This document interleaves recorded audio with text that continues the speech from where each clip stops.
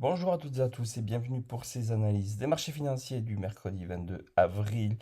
Et on commence tout de suite avec le front géopolitique, puisque vous le saviez, Donald Trump avait mis un ultimatum à l'Iran et il a prolongé donc hier soir cet ultimatum de façon unilatérale sans donner de délai précis. On voit vraiment que le président américain veut mettre un terme à la guerre le plus rapidement possible et ça se voit sur les marchés financiers, ça se voit sur les actifs risqués qui, dès que nous avons une petite correction, eh bien, sont automatiquement rachetés. Allez, on va commencer dès à présent par regarder nos boussoles daily, à savoir d'abord le VIX.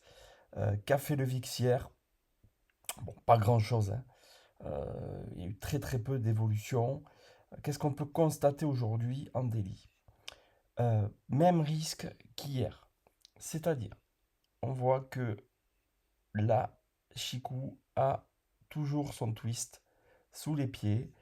En cas de bonne nouvelle, on pourrait avoir un test de la MM200 daily par ici, donc à proximité des 19,75.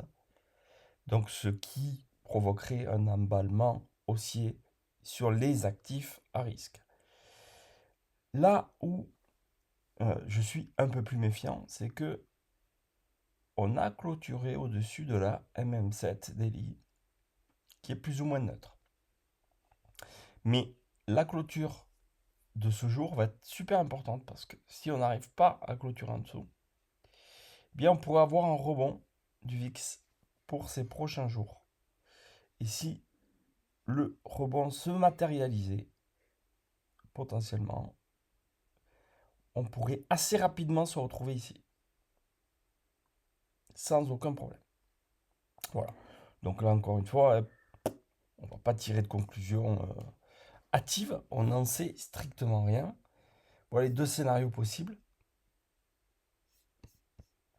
On va regarder en 4 heures, voilà, pour avoir une meilleure lecture. Bon, vous voyez que, voilà, en 4 heures, hein, on a 7 zones de résistance qui pourraient nous permettre, si on est haussier, voilà, d'acheter. Si on a le VIX qui remonte par ici, qui pourrait nous permettre d'acheter les indices. Voilà. Après, la zone support majeure est ici. Voilà mes repères. Donc en intraday, je vais chercher à payer les indices ici pour aller chercher cette zone-là. Ok. Côté dollar, est-ce qu'on a la confirmation? Alors, le dollar en daily, même combat. On voit qu'hier, il a repris sa MM7 daily.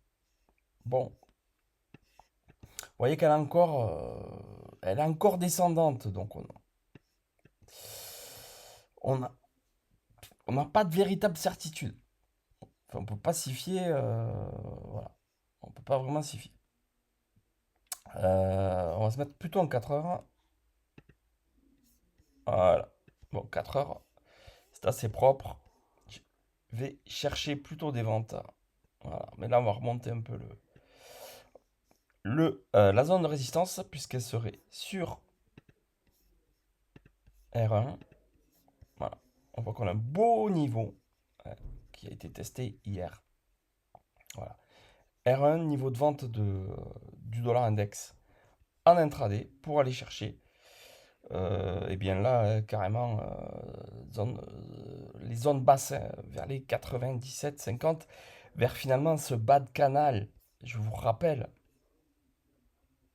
pour celles et ceux qui ont vu la vidéo d'hier, je vais vous le mettre sans indicateur pour que ce soit plus nickel.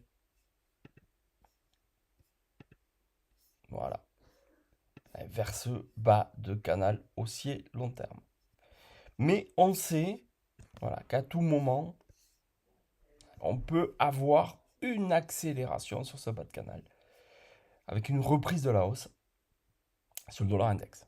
On sait qu'on est là, mais ça ne veut pas dire que, vous voyez qu'on le travaille depuis des mois et des mois, on peut très bien le casser par le bas, c'est pas une certitude. Et on peut en même temps rester ici, vous voyez, dans ce range, qui est un range aussi qui est assez propre, pendant des mois et des mois, avant de vraiment choisir une direction, soit aller tester cette oblique baissière en cas de mauvaises nouvelles sur les marchés, soit réellement, en cas de bonnes nouvelles pour les actifs à risque, eh bien de casser le canal par le bas. Mais on n'en est pas là, pas de décision hâtive. Par contre, vous voyez que en hebdo, on se met là, vous voyez bien qu'on est au milieu de ce range et que je procéderai de façon assez mécanique à des achats du dollar si on revenait plutôt sur ce bas de range. Voilà. Mais pas vraiment ici, tant qu'on n'a pas de mauvaises nouvelles qui arrivent. Ok, on va regarder le S&P 500, qui lui aussi, je vous rappelle, je n'oublie pas qu'il est en haut de canal haussier très long terme. Maintenant, on peut très bien le casser par le haut. Tout comme avoir un démarrage de correction comme on a eu ici. Vous voyez qu'on n'arrivait pas à passer la borne haute, et puis après, ça a donné lieu à la réaction, qui a donné une baisse quand même de plus de 700 points, quoi. Ok, allez, en daily, ça nous dit quoi? Ça nous dit que ce qu'on a analysé hier s'est avéré plutôt payant, voire très payant, puisque je vous disais que j'étais vendeur de la borne haute, du précédent plus haut historique, qu'on a bien travaillé hier, on va le voir sur les unités plus courtes, qui était un super point de short. On a été quasiment jusqu'à la MM7 daily, avant que les marchés soient rachetés. Aujourd'hui, on est en lévitation. Donc, attention. Voilà, je dirais, mon cadre de trading aujourd'hui, ça va être ça. Entre le plus haut et les plus bas d'hier, où je vois que j'ai le support 1 en intraday. Sachant que j'ai la MM7 Daily qui va être là en soutien, donc qui va me rassurer encore plus. Mais comme c'est du journalier, on peut très bien en intraday descendre et clôturer au-dessus, ce qui serait un super signal pour la fin de semaine et relancer une dynamique haussière pour aller chercher les plus hauts, voire les dépasser.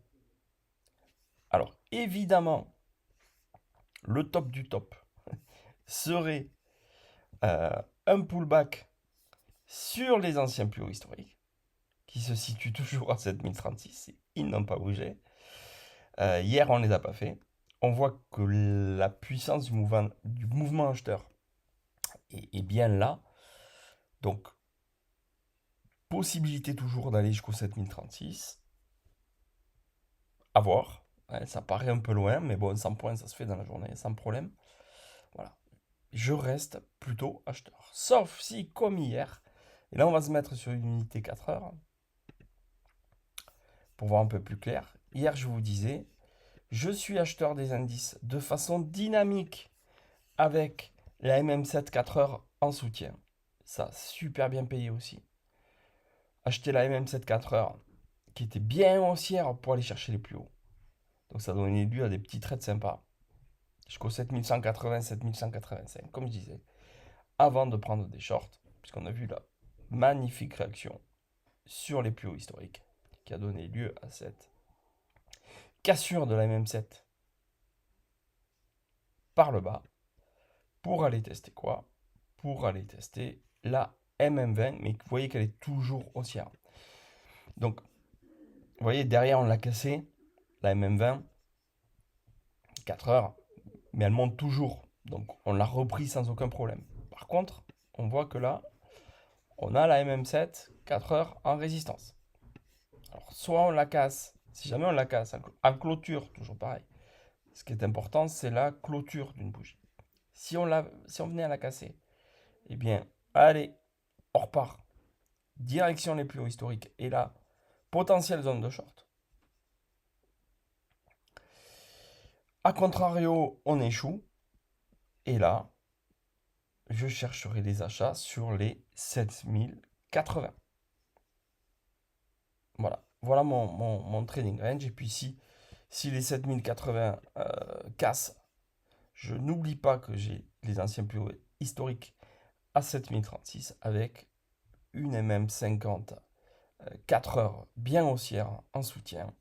Si on avait une mèche qui arrive par là, très bonne opportunité pour relancer la hausse.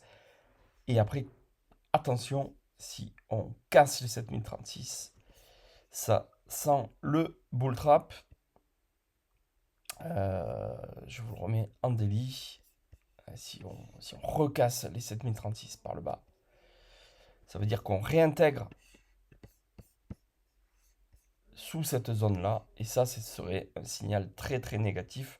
Auquel cas, on irait rejoindre assez rapidement, à mon avis, les 6800. Ce n'est pas le scénario actuel puisqu'on a toujours un flux haussier. Nasdaq. Allez, Nasdaq Daily, c'est à peu près la même chose, hein. Vous avez vu qu'actuellement, S&P 500 et Nasdaq sont assez corrélés. On va se mettre en 4 heures, c'est une lecture beaucoup plus claire grâce notamment à ce canal haussier 4 heures qui on n'a pas touché la borne basse hier, on l'a approché, mais vous voyez que les acheteurs sont présents, hein. Quand vous voyez des mèches comme ça, sur des bougies 4 heures, on voit bien que les baisses sont achetées. Et c'était la même chose, hein. Hier, on a pu payer la MM7 4 heures de façon dynamique pour aller chercher les plus hauts et vendre les plus hauts pour aller chercher la zone que j'avais évoquée qui était la MM20 4 heures. Vous voyez qui est ici et qu'on n'a pas cassé par contre sur le Nasdaq qui est toujours bien haussière. On est au-dessus de la MM7, bon, qui est plate, donc ça veut rien dire. On sera méfiant parce qu'on a une bande de Bollinger qui se referme un peu vers le bas. Ça, c'est pas terrible.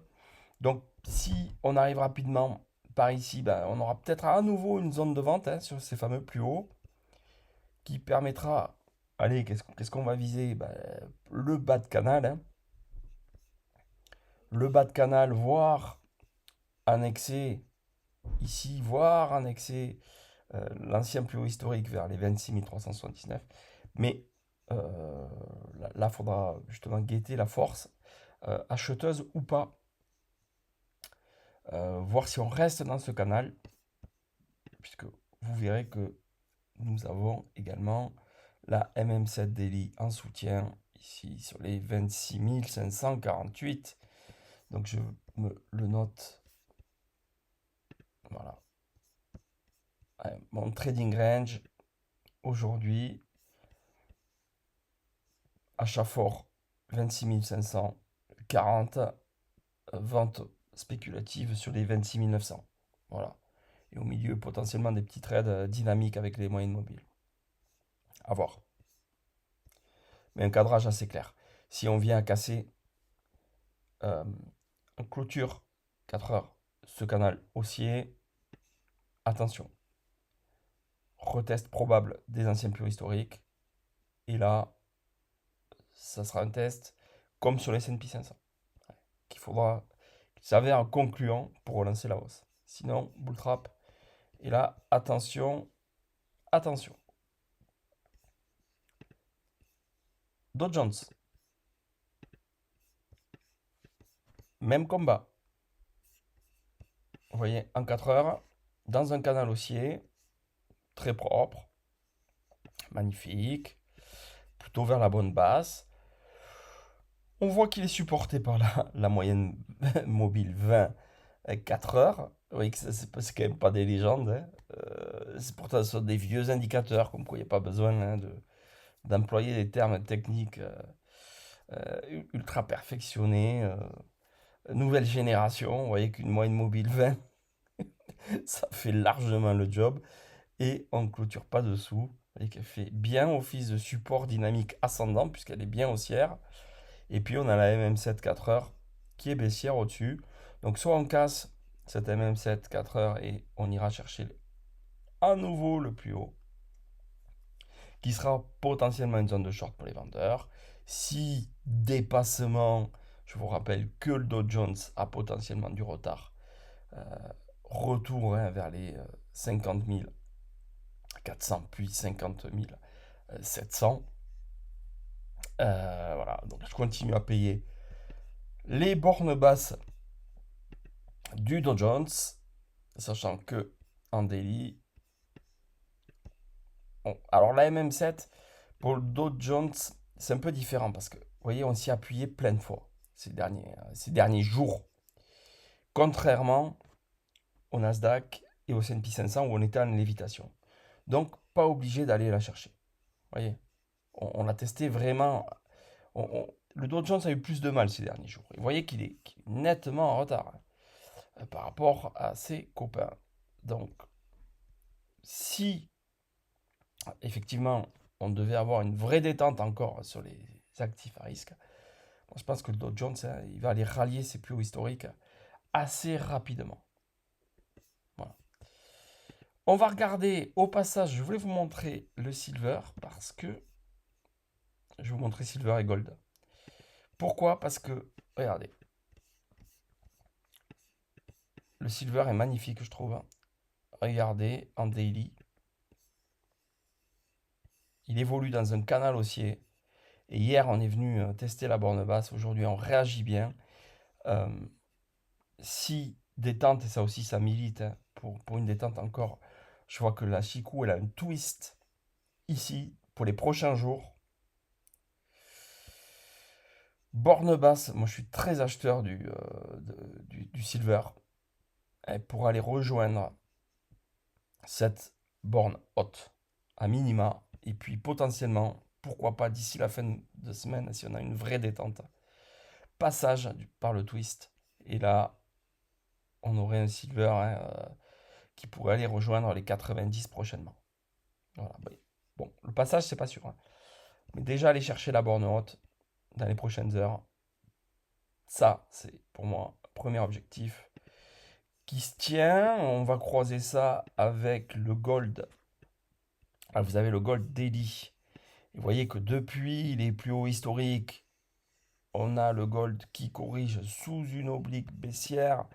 On voit que les plus bas sont de plus en plus hauts. Plus haut, de plus en plus haut, à court terme, hein, je parle. Attention, il a lui aussi un twist ici, à proximité des 5000. Il faut s'affranchir, ouais, de façon daily, quand je dis de façon daily, c'est-à-dire en clôture daily, de cette oblique. Et si on s'affranchit de cette oblique en clôture daily, eh bien oui, les 5000 seraient un objectif à court terme, sachant que hier on a rebondi, hein, sur la MM20 daily, bien haussière d'ailleurs. Voilà, sans aller à nouveau chercher cette zone-là. Ce sont des signaux qui sont assez positifs, mais encore une fois, il suffit d'un tweet de Donald Trump pour que la vapeur soit renversée. Alors, un claquement de doigts, donc bon, restons vigilants. Je vais vous montrer le Bitcoin aussi. Pourquoi le Bitcoin? Parce que il arrive sur une zone qui est pour moi très importante. Très importante. Voilà. Pourquoi très importante? Parce que on a la Chikou qui a en résistance son nuage hebdomadaire. Là, je vous parle bien hebdomadaire. Donc là, grosse résistance.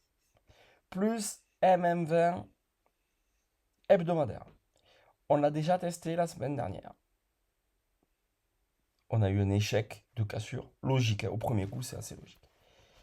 Si on vient casser en hebdo, en clôture hebdo, cette zone, au-dessus là, au-dessus des, allez, on va dire au-dessus des 80 000, entre 79 et 80 000, bien là, gros signal acheteur pour le Bitcoin. Ce serait un gros signal. Et si on se met en journalier, vous voyez qu'en plus, là j'ai la Chikou qui va avoir le haut de nuage daily en résistance. Donc les 79 200 là en daily, grosse zone. Voilà. Pour les vendeurs, ça sera une zone de short spéculative, hein, pour aller chercher quelques points par ici. Si ça colle avec un plus haut historique des indices, vous voyez, si on revient sur les précédents plus hauts sans cassure, vous voyez, ce serait une convergence parfaite pour des petits shorts spéculatifs court terme. Et puis si on casse, alors là, c'est nouveau plus haut historique sur tous les actifs. Voilà, les amis, j'espère que ces analyses vous auront plu. Je vous souhaite une excellente journée.